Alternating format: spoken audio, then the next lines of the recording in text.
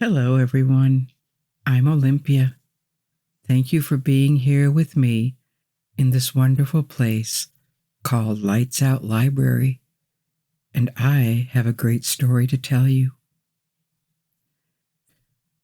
We're going to visit castles worthy of fairy tales tonight, if you wish to join me.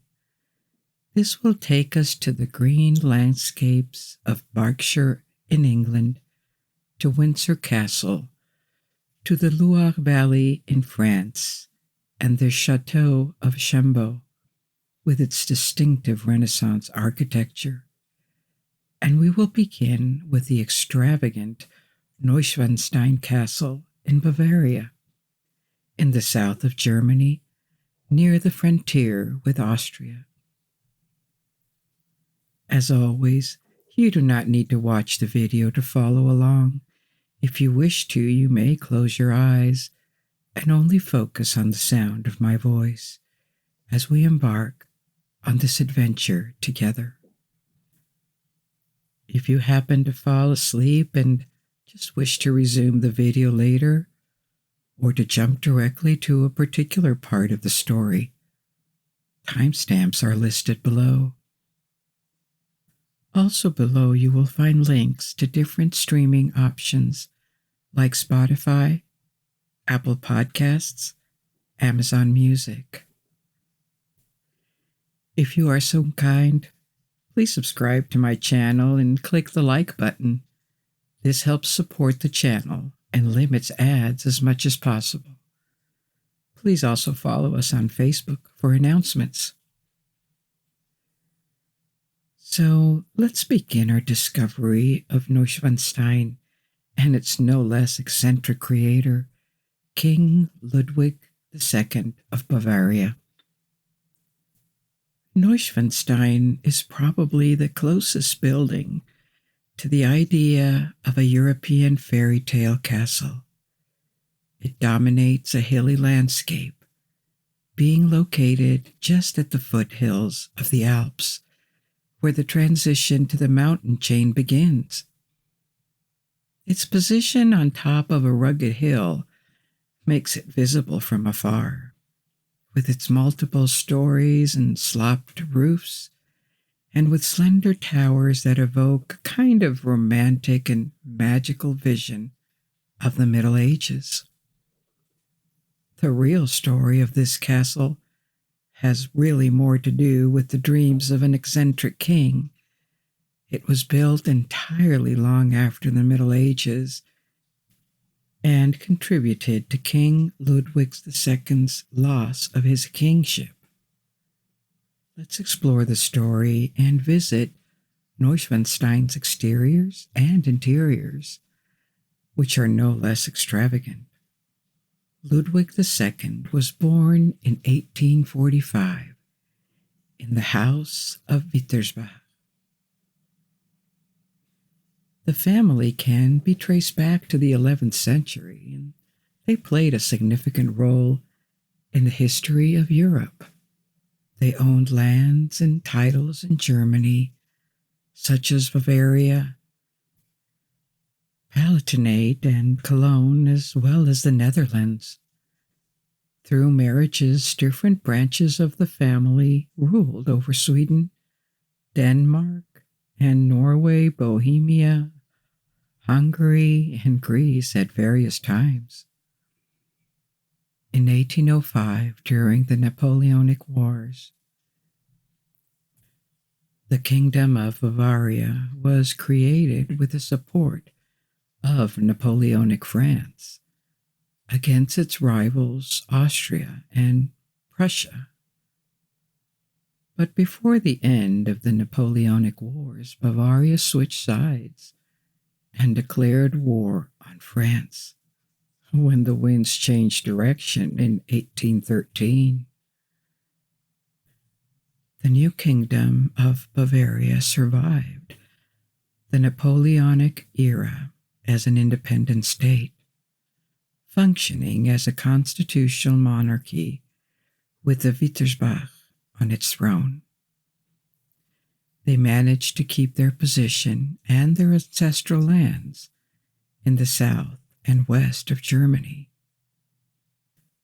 With peace restored, Bavaria became the second largest state in a still fragmented Germany, which would later become unified. During the 19th century, Russia extended its influence in the German world, while Bavaria tried to preserve its independence. In a war between Prussia and Austria in 1866, Bavaria sided with Austria and lost. But in the Franco-Prussian War of 1870, Bavaria supported Prussia and emerged on the winning side. Following this war, Prussia proclaimed the German Empire, a federation led by Prussia, in which Bavaria remained a federated state, maintaining a degree of independence.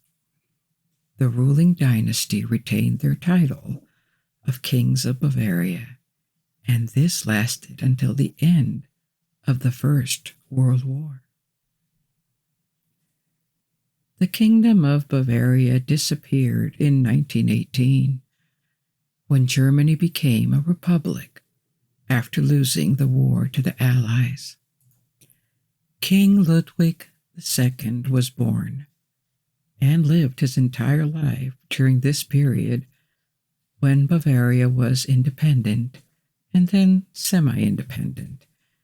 He succeeded to the throne at the age of 18 in 1864, following an unusual childhood experienced by heirs and royal families of the time.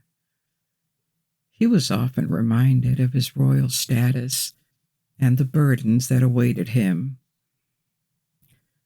They were tightly controlled at the time and subjected to a mix of distance and deference, not much attention, and this odd, stressful childhood may have contributed to his behavior as an adult, and this resulted in a lack of affection and just social skills.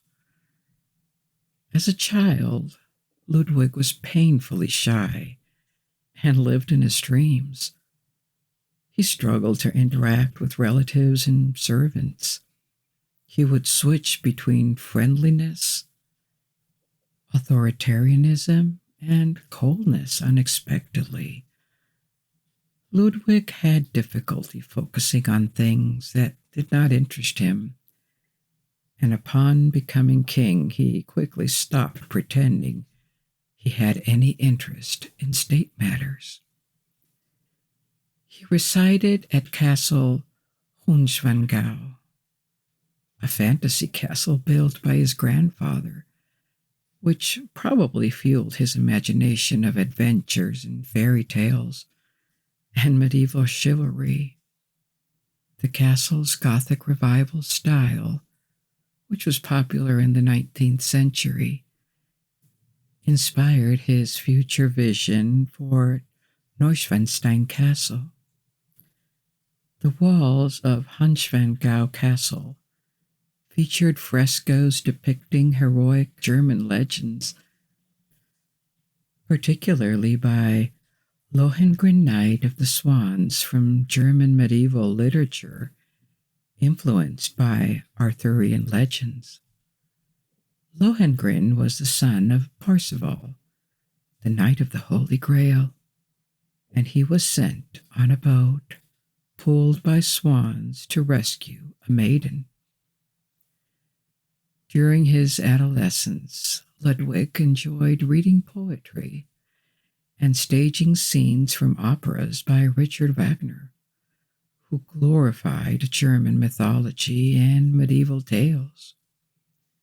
He was also close friends with his cousin, Duchess Elizabeth, who later became the wife of the Emperor of Austria-Hungary, better known as CC.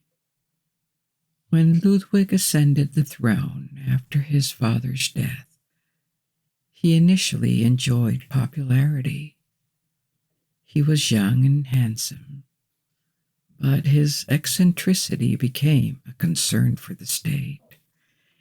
He disliked Munich, the capital of Bavaria, and avoided social events, preferring a secluded life of daydreaming and pursuing creative projects, like drawing fantasy castles or reading or redecorating rooms. This didn't cost him his popularity, as most citizens didn't know these things.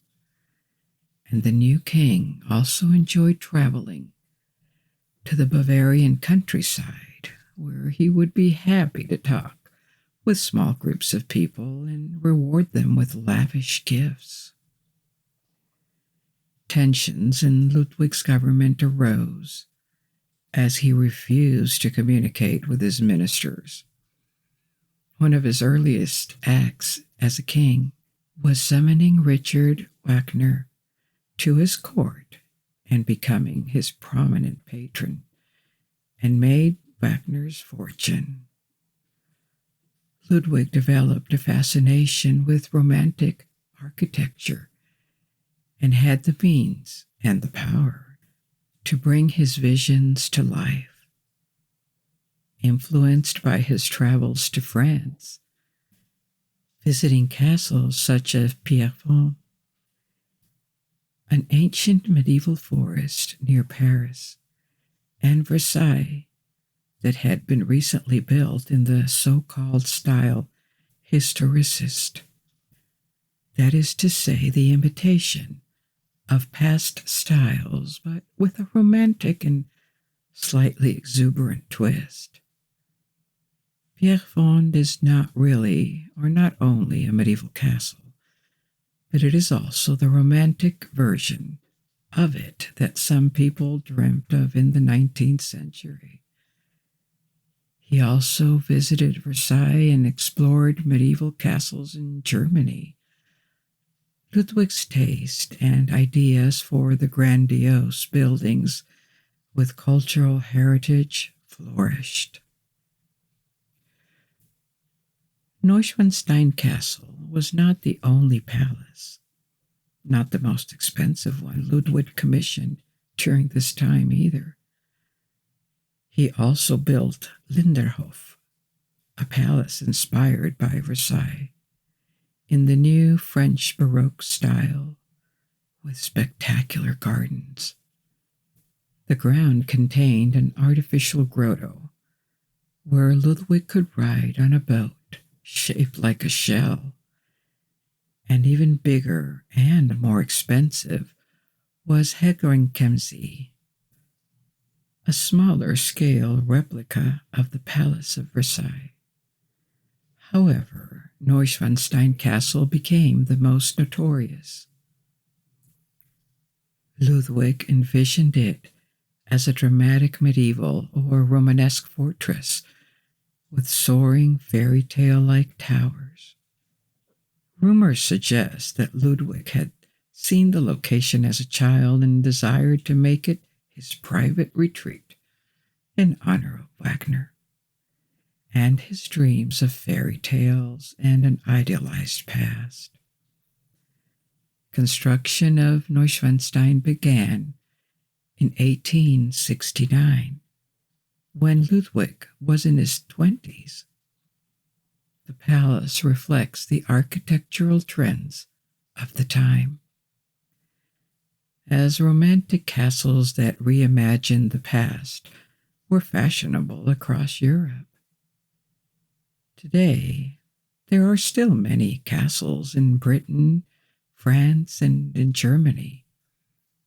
The castle's design, influenced by this historicist movement, received criticism for being kitschy and wasteful entertainment. However, Ludwig disregarded such opinions and continued to live in seclusion, unaffected by the outside world. The architecture of Neuschwanstein Castle blends elements of Romanesque and Gothic styles. It incorporates the thick walls, columns, and Roman-inspired shapes of Romanesque architecture, along with the upward pointing lines of Gothic roofs, slender towers, and delicate embellishments. The interior follows an eclectic style, featuring elements of Byzantine architecture, art, Germanic legends, and references to Wagner's operas. The construction process of Neuschwanstein Castle progressed slowly. The foundation stone was laid in 1870, and by 1876, only the first floor was completed. It wasn't until 1882, which is 13 years after the start of construction, that the gatehouse was finished and furnished, allowing Ludwig to begin residing and spending time at the castle. Overall, the palace is primarily constructed of brick and later encased in various types of rock. Neuschwanstein Castle was designed to evoke a romanticized version of the past, rather than meticulously recreate it.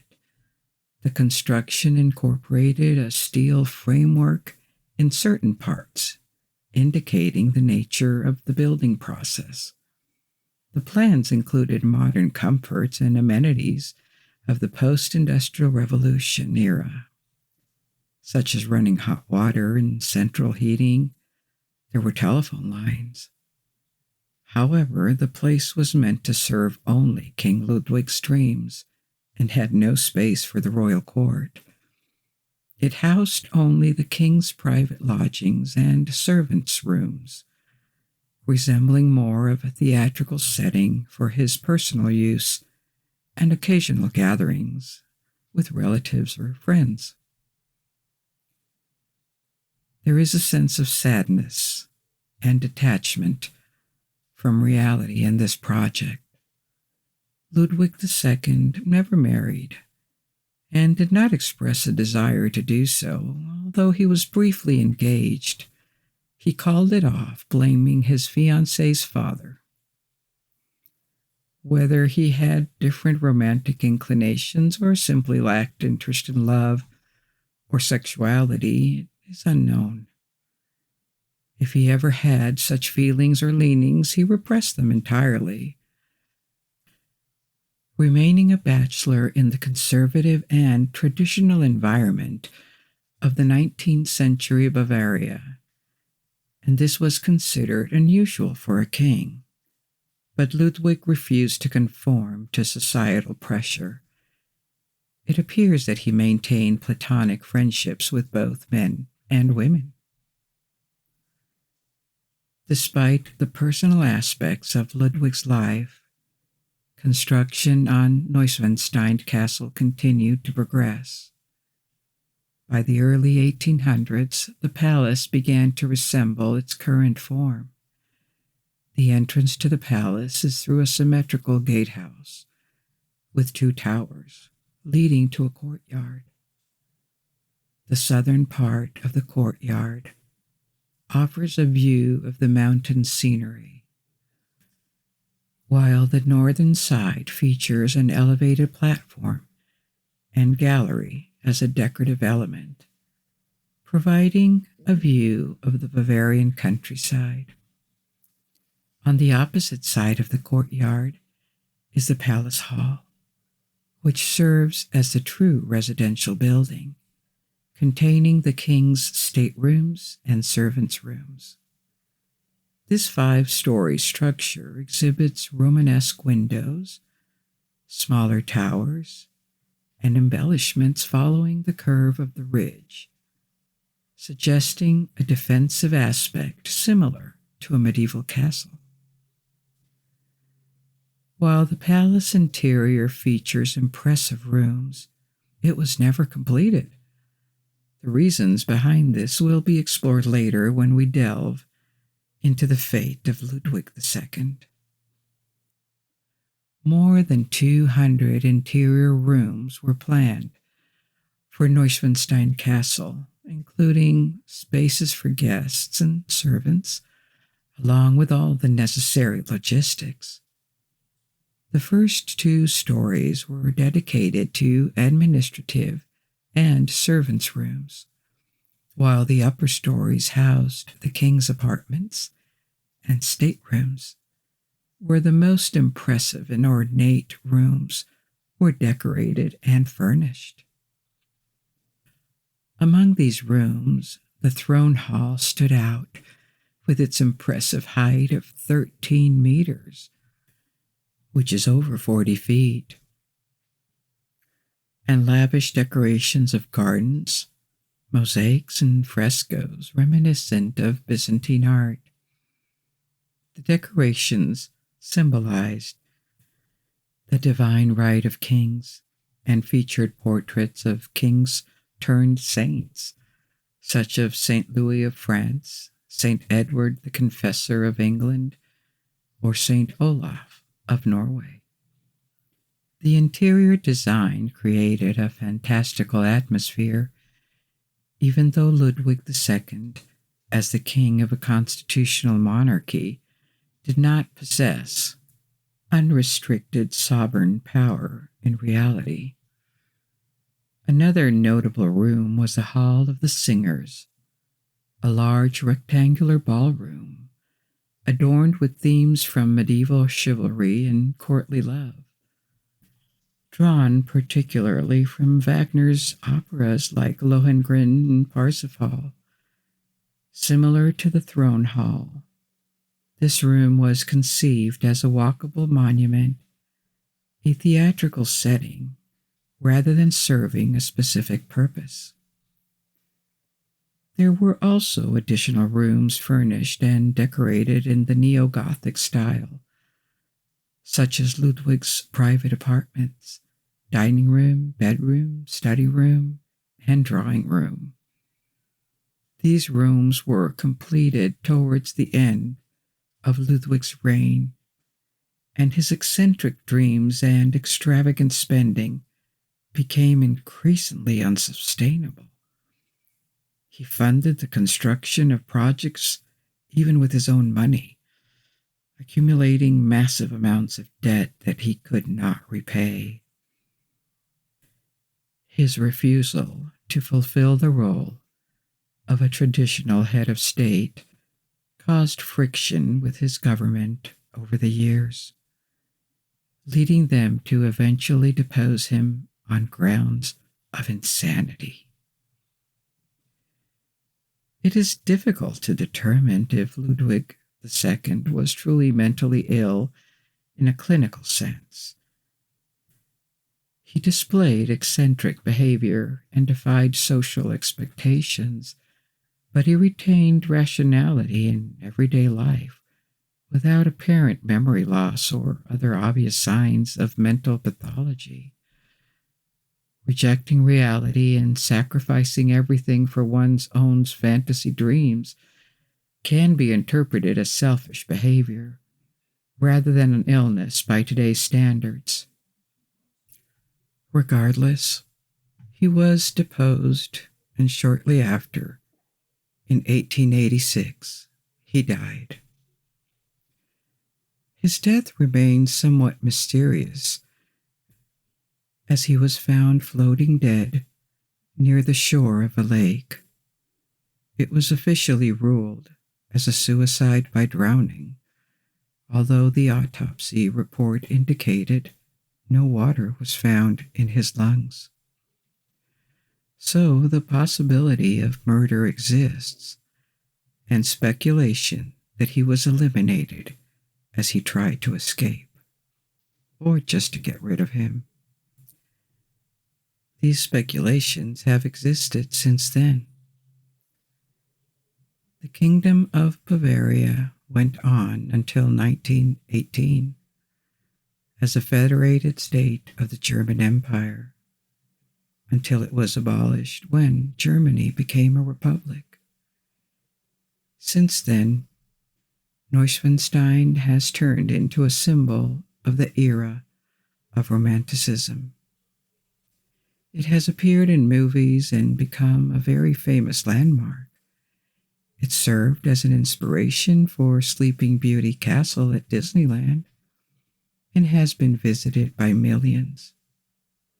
Ironically, the ruinous and useless castle has turned into a very profitable tourist attraction for Bavaria, along with other palaces built by Ludwig. But Neuschwanstein was just our first stop. We have much more to discover tonight. And our next story will be about Windsor Castle. But before we continue, make sure you are very comfortable, and if not, make yourself as comfortable as possible. Take a long, deep, relaxing breath, and as you exhale, let your shoulders drop to release all the tension you carry there. Release your jaw as well. Allow me to continue guiding you through tonight's exploration of castles.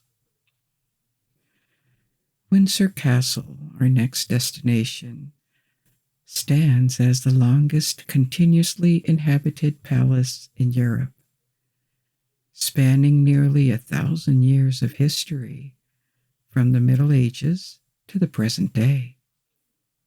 When viewed from above, Windsor Castle shows its architectural diversity, comprising walls, towers, gates, gardens, and courtyards that offer varying perspectives. This complex is the result of centuries of transformative history, evolving from a small medieval fortress into an iconic residence for the kings of England and later the United Kingdom. Let us delve into the origins and journey through the centuries. The story begins in the 11th century, before the Norman invasion of England in 1066. At that time, the Kingdom of England was under the rule of Anglo-Saxon kings. The Anglo-Saxons were a cultural group that inhabited England during the early Middle Ages, having migrated from mainland Europe. Their name derives from two Germanic tribes of peoples who contributed to their heritage, the Angles and the Saxons. In 1066, following the death of King Edward the Confessor of England, who was mentioned earlier, there was a succession crisis as he passed away without a clear heir. This led to competing claims for the English throne. One claimant was William, the Duke of Normandy in France, anglicized as William the Conqueror, who sought the throne based on his familiar relationship with King Edward. However, he faced opposition from others with their own aspirations. Edward's brother-in-law, Harold, took advantage of his presence in England and seized the throne for himself. Additionally, the Norwegian king, Harold, also planned an invasion of England. After Edward's death in January, Harold landed in northern England the following month, but his invasion was halted by Harold's army. In September, Harold, the invader king, was killed at the Battle of Stamford Bridge in the north of England. Meanwhile, Duke William of Normandy was preparing his own invasion and gathered forces from Normandy, Britain, Flanders, and other French provinces. He crossed the English Channel with his army, and the decisive clash between the two claimants occurred in October 1066 at the Battle of Hastings, which the Normans emerged victorious from. By December of the same year, William had consolidated his power and was crowned the new King of England.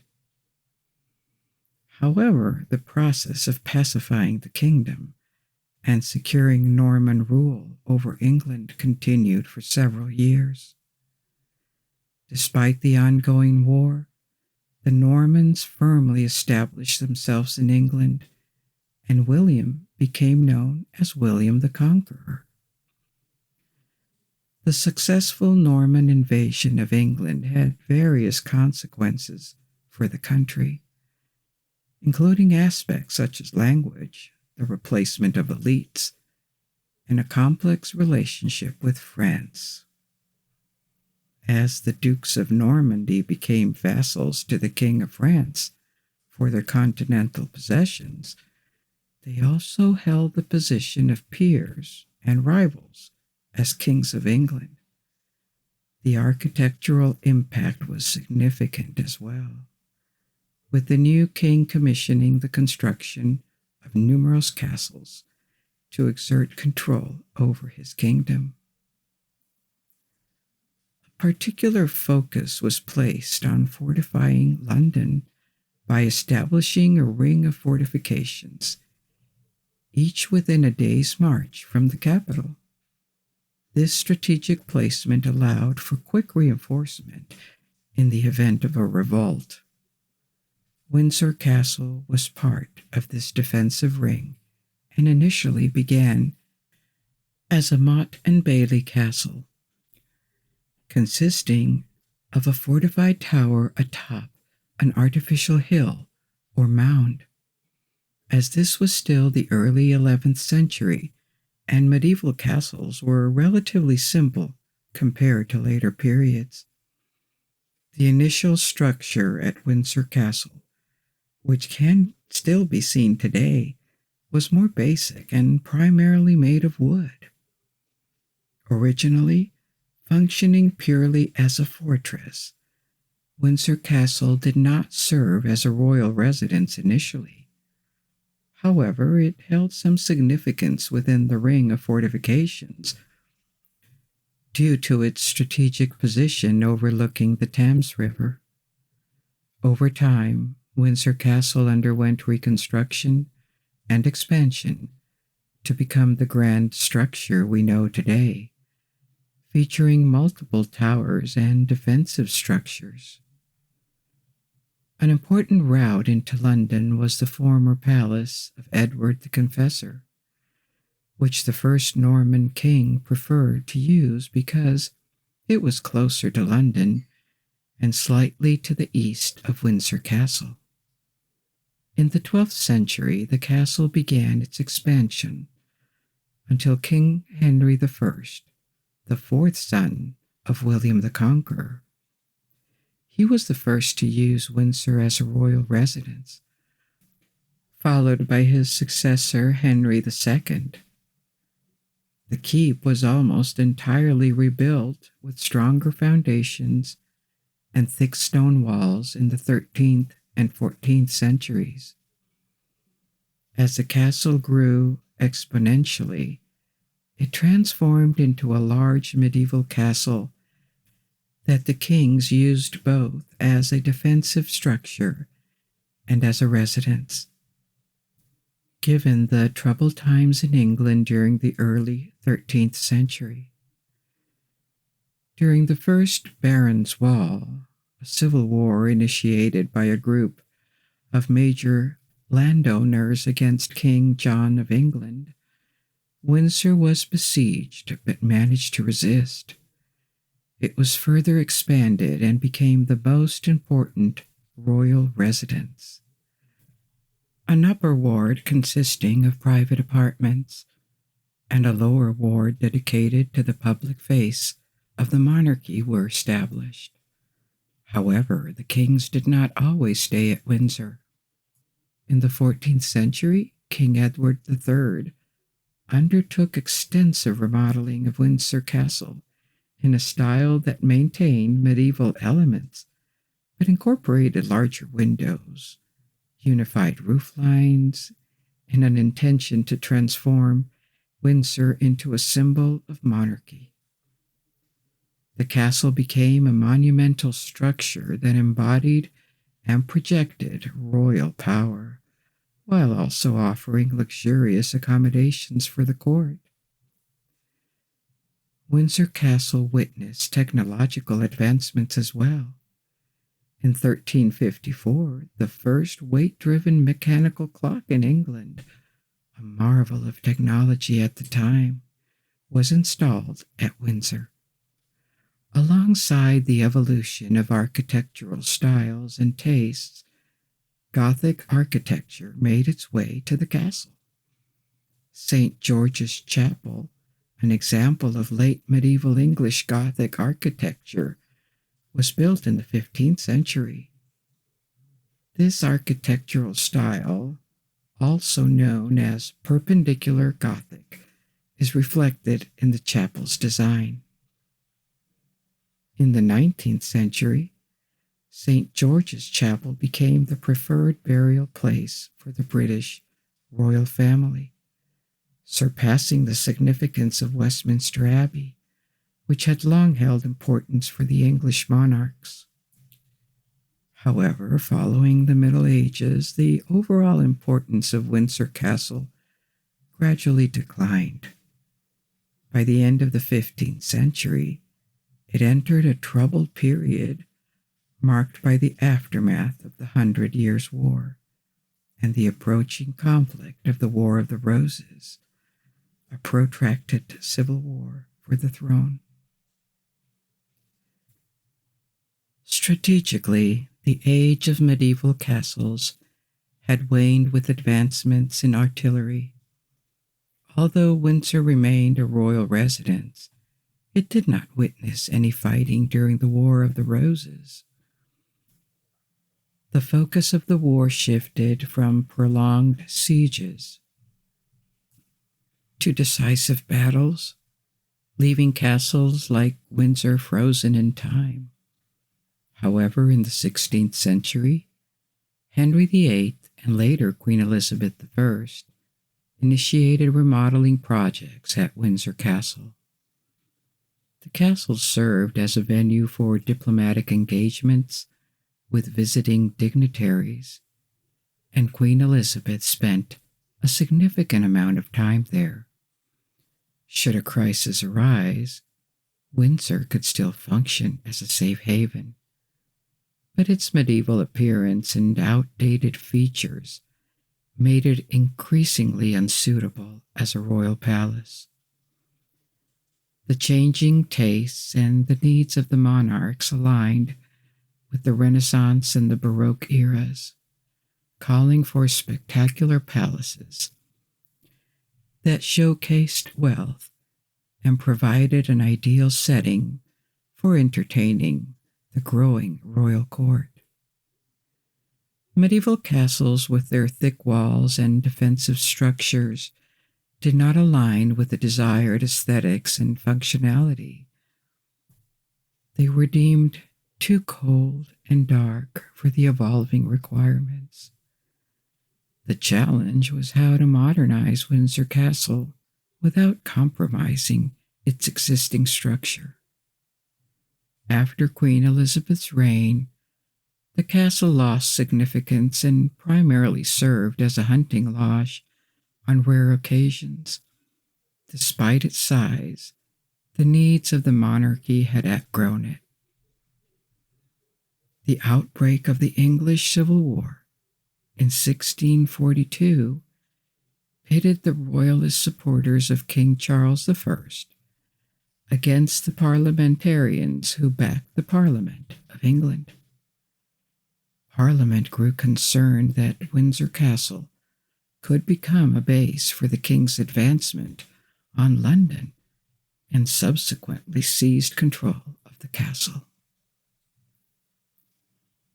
During the English Civil War, Windsor Castle endured partial looting and served as a temporary prison for King Charles I while he was under the custody of Parliament in 1647. The castle faced the risk of abandonment or conversion into a prison or a military warehouse during this time.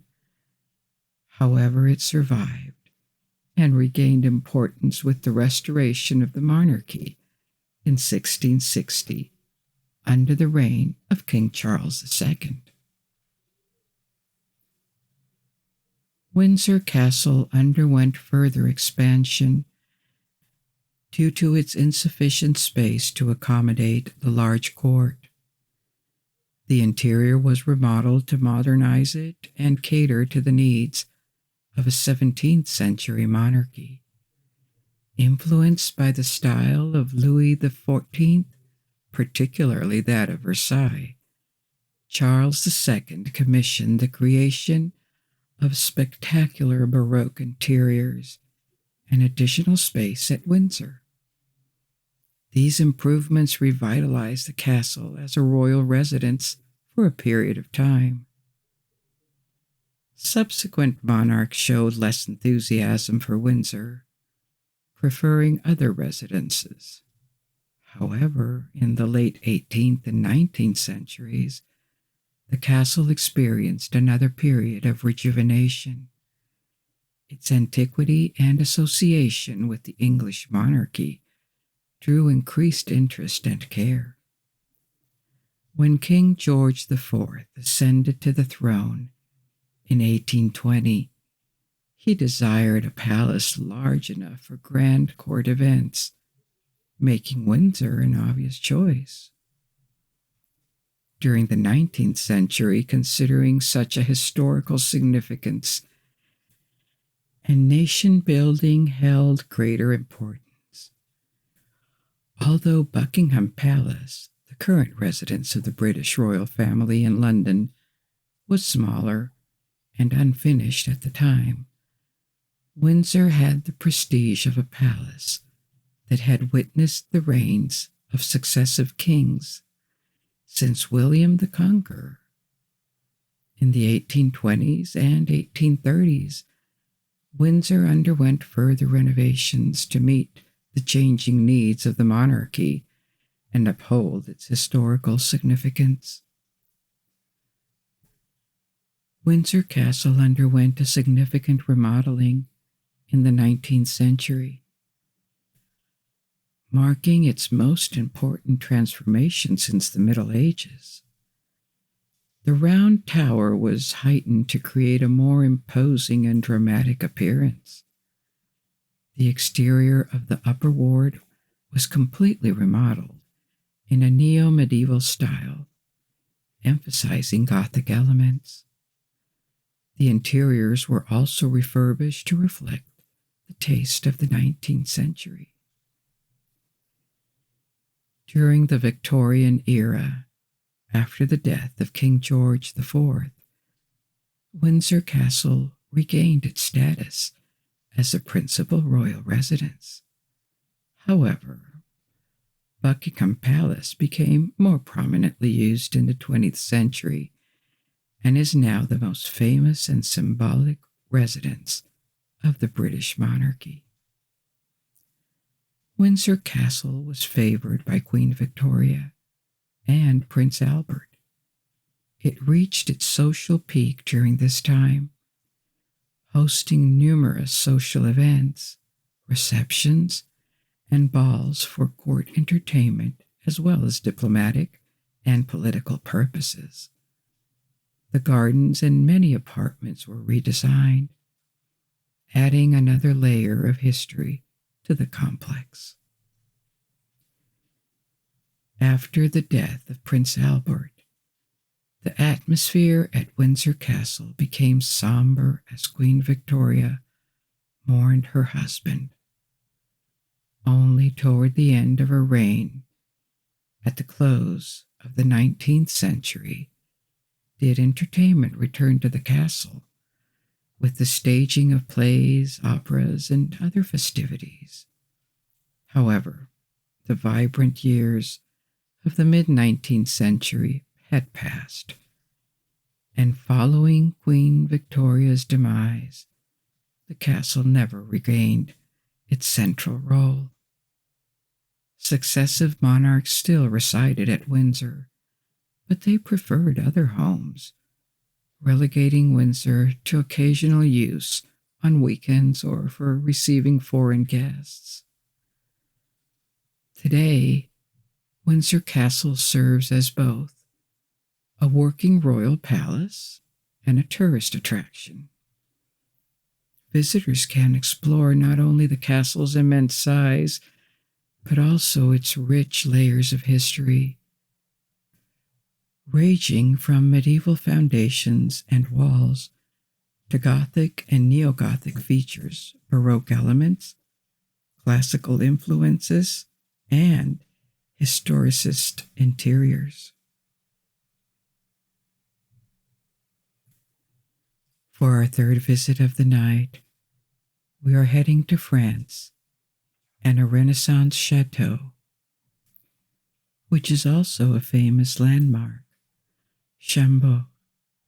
Chambord and many other chateaux were built along the lower valley in the 19th century, when Renaissance architecture and art spread in France, arriving from Italy. At first glance, this building appears symmetrical, with its large round towers, windows, and turrets. However, closer inspection reveals that it is not perfectly symmetrical, as a number of windows and arcs vary between the wings. The construction of the Chambord took 28 years, with significant alterations made throughout nearly 3 decades. Its unique features, including chimneys, lanterns, and soaring turrets, contribute to its distinctive style.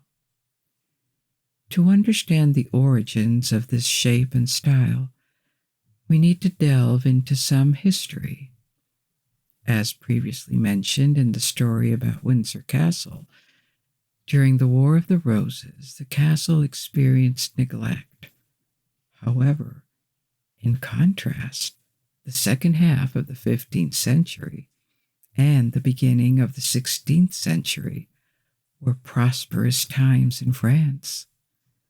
The crown had reclaimed all the land previously lost to the English and Burgundian alliance in the north and west of France, leaving only the English with the city of Calais on the continent.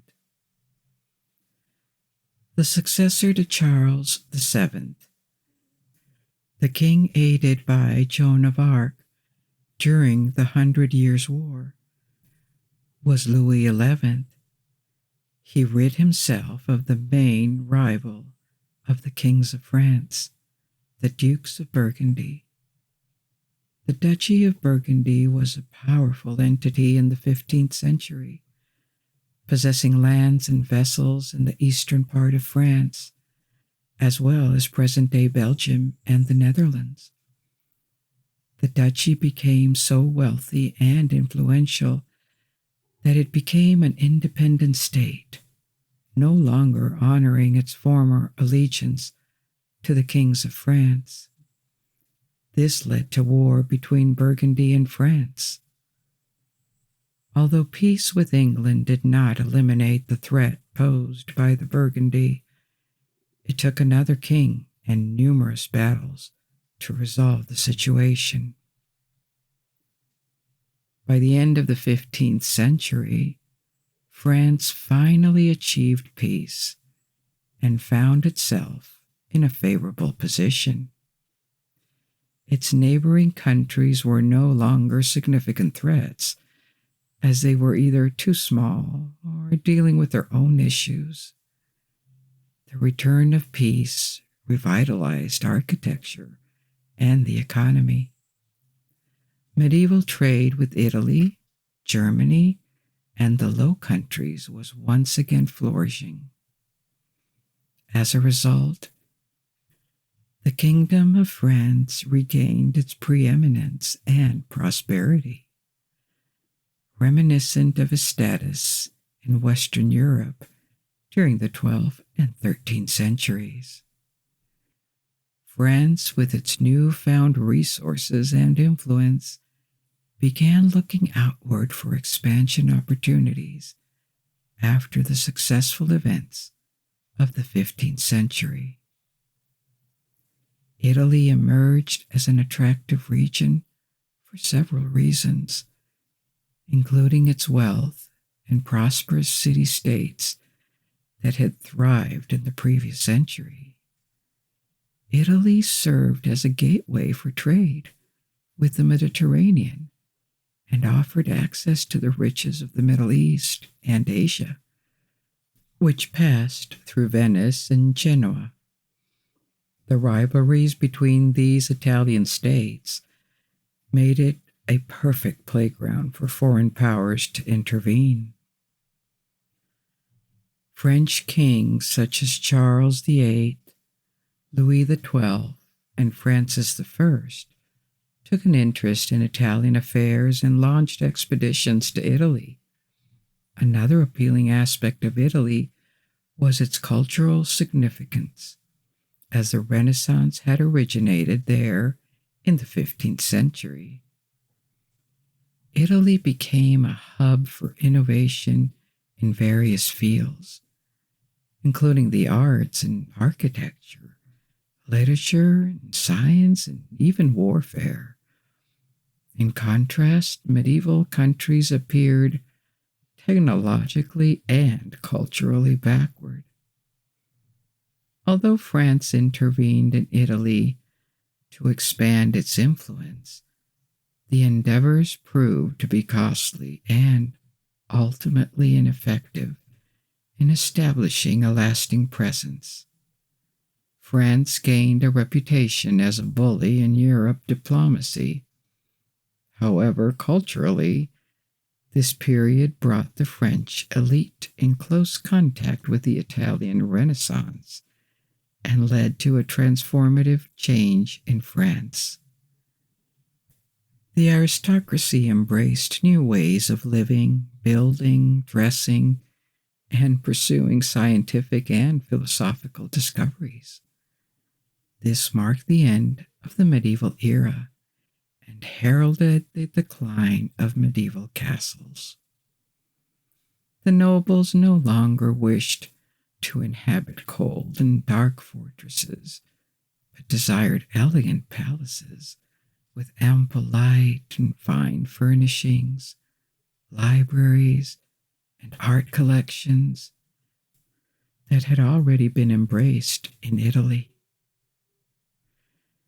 France invited many Italian architects, artists, and thinkers to contribute their expertise, including renowned figures like Leonardo da Vinci.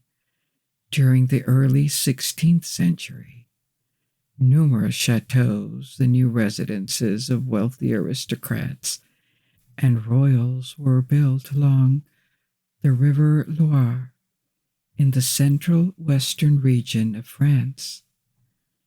This region offered a pleasant climate and lush green landscapes, while being peaceful and no longer requiring fortresses for defense. It was also in proximity to Paris, but distant from the frontier. Chambord, commissioned by King Francis I, stands as the largest among these chateaux and exemplifies the influence of the French Renaissance. Francis I, the most prominent of the French Renaissance kings, played a pivotal role in modernizing the Kingdom of France by importing Italian ideas and adapting them to the country's context. Although he sought prestige and influence politically and militarily, his efforts faced challenges due to the rise of Charles V, who inherited the thrones of Spain, Austria, and the remnants of Burgundy, and was elected as the head of the Holy Roman Empire. France found itself encircled and paralyzed by these developments. Nevertheless, Francis I also sought prestige through the construction of spectacular buildings, with Chambord being the prime example of his endeavors. The Château of Chambord, a renowned example of French Renaissance architecture, retains elements of medieval castles in its design. The square keep with 4 towers at each angle, and the lower wings resembling castle walls create a courtyard. While lacking defensive structures, the chateau's shape and surrounding moat show its connection to medieval castles. The chateau's unique features include a roofscape with small towers, chimneys, and lanterns, giving it the appearance of a small town. Other innovation is a double spiral staircase that ascends to the 3rd floor without meeting, illuminated from above. Despite its cost, King Francis I primarily used Chambord for diplomacy and hunting trips rather than as a royal residence. After his death, the chateau fell into decay for almost a century before being restored by Louis XIII. The chateau changed hands multiple times and suffered damage during the French Revolution. It underwent partial restoration and was eventually acquired by the French state in 1930. Today, it can be visited along with many other chateaus in the Loire Valley. We've come to the end of our little journey tonight. I hope you enjoyed this adventure, and I invite you to discover and learn more. For now, you can let go and sleep. And until we meet again, good night, sleep well.